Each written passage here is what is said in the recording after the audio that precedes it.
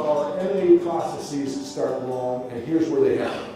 Your CEO, he or she is out at their country club, their church, their synagogue. They bump into their buddy, their girlfriend, somebody who also has another company, and they do this. Hey, did I tell you my company's for sale? Oh, no. Would you be interested? I don't know. Do you have some financials or anything? Well, yeah, I got some down in my locker. Would you like it? Yeah, sure. Here's the financials.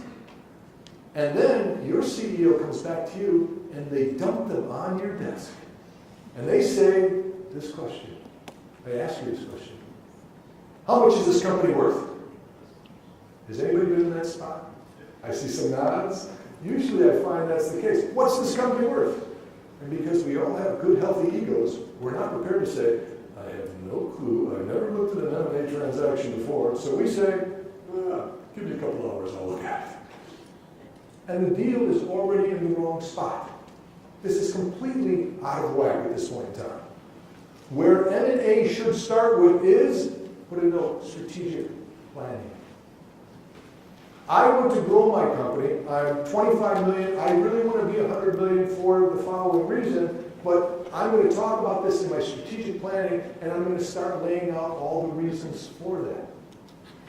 So what is the strategy? Why do we want to do it? And what I really want to start doing is assembling this around the organization. The second part is principles. Principles are a choke chain.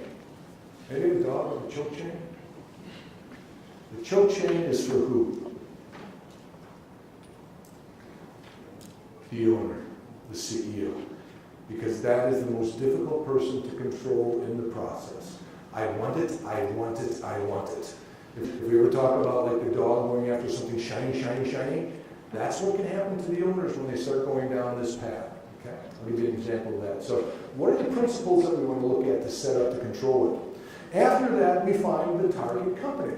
I'll give you some sources where we look at that as well. Okay? Well, where do we find the target? It's at that point that we start looking, not at this thing where people drop papers off on our desk. After we start looking for a company and we find something we're interested in, we do a preliminary valuation. Preliminary valuations are nothing more than this. It's about a $5 million company. I have $6 million, okay, we can go forward. Or it's about a $5 million company, I only have $5 million to spend. Don't look anymore. Don't waste any effort on that one because it's too close to our area. So that's all. It's very simple. It's quick and dirty. We don't spend a lot of time with that. After we do the preliminary evaluation, we have the initial meetings. Now keep in mind, any one of these steps can flip up a little bit. It's not always in the exact order, so you might have experienced something a little bit different. But initial meetings, what do you think the initial meeting is like between two companies that are interested in one another? What is it like? It's like dating. Remember those feelings? Oh, this is exciting. This is great. Oh, we can make such a great pair together. This is wonderful. Okay? And it goes really good until you try to get your hand in my wallet and I try to get my hand in your wallet. And then everything starts turning south. Okay? We're also going to have some fun with that with the initial meetings as we talk about this concept of confidentiality. Because when we hit the confidentiality, who breaks it every time? Who's the first person to break confidentiality every time? CEO of which side? Of the seller. In almost every case. Now, I've taught this topic across the country hundreds of times, and every single time people come up, it's the CEO of the selling company. Why? Oh, I just want to tell you, yeah, I'm going to sell the company. And there's an ego thing that goes with this. Okay? I've been with the owner and the management team. And here's the owner. Any of you tell anybody we're for sale, I'm going to fire your butt. No question, you're gone. Now, him and I go to lunch at the country club. He walks by his golf buddy. Hey, Bill, I'm the QT. The company's for sale. What are you saying?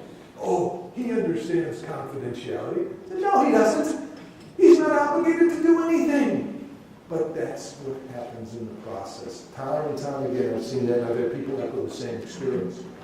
So that's the confidentiality. Notice then we go from the confidentiality up to the valuation process. So now we've agreed to do stuff, we'll sign a confidentiality letter. There's one key thing you can't leave without understanding, very important this one.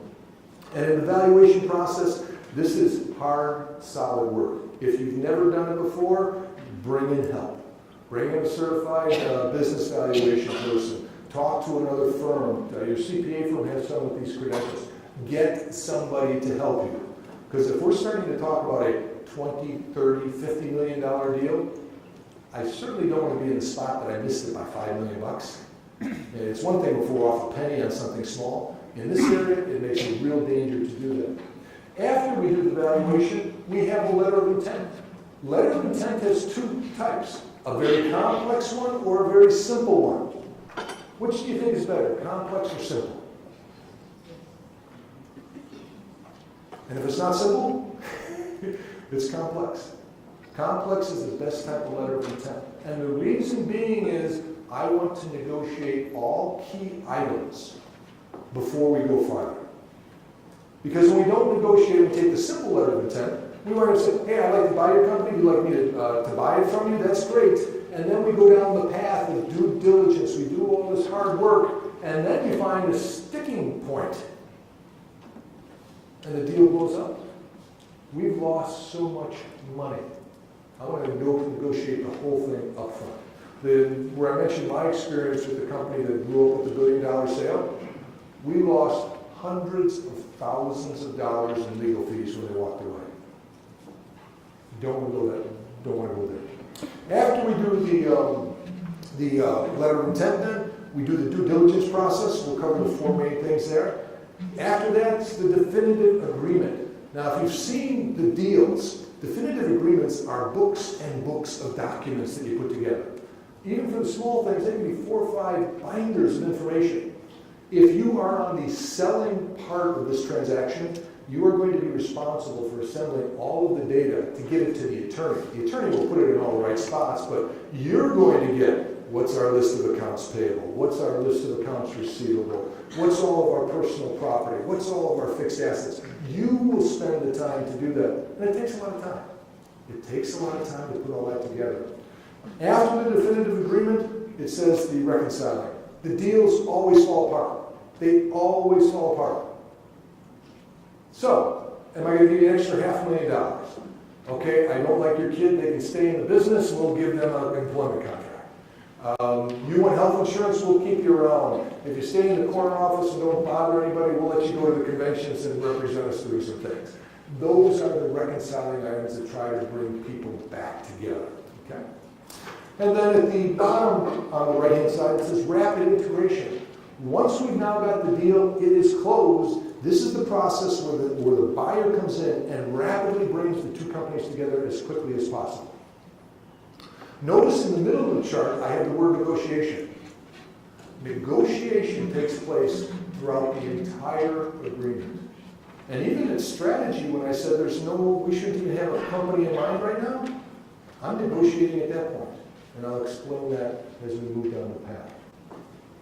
Which would you think is the most important part of this entire chart if you're buying a company? Which is the most important part if you're buying? Everybody guess? Strategy. Usually we'll have people go to the strategy. Second, they'll go to some type of valuation process. And other than we missed gasoline tanks in the ground, we missed lawsuits, some significant lawsuit, that winds up being the second one. The number one thing from a buyer's perspective is usually rapid integration. Now that sounds odd, but if we overpaid for a company, the worst case is we have a turnaround, and then we need to fix the turnaround. But usually it's when companies do not integrate quickly. The way you can see it, some of you, if you've been in a CPA firm and you've seen the merger, have you ever seen where some of the old firms' letterhead's still there? Some of the old work papers still have the other company's name on it? Some of the people still wear the old shirt with the logos on it? When you see that, there has not been integration. There's one story about a media firm down in the Southwest. They put two firms together, invited them to a bonfire. They said, hey, this is so cool. Everybody wear your logoed hats, your shirts. Bring all the stuff that has your logos on it. We want to celebrate. And when they got there, they had a big bonfire, and they made them burn everything. Now, I didn't hear how they decided to get the clothes off and into the fire. I don't get that. But once they did, everybody was handed out the new firm name, the new business cards, the new hats, so that it was made very important to people, we are one organization.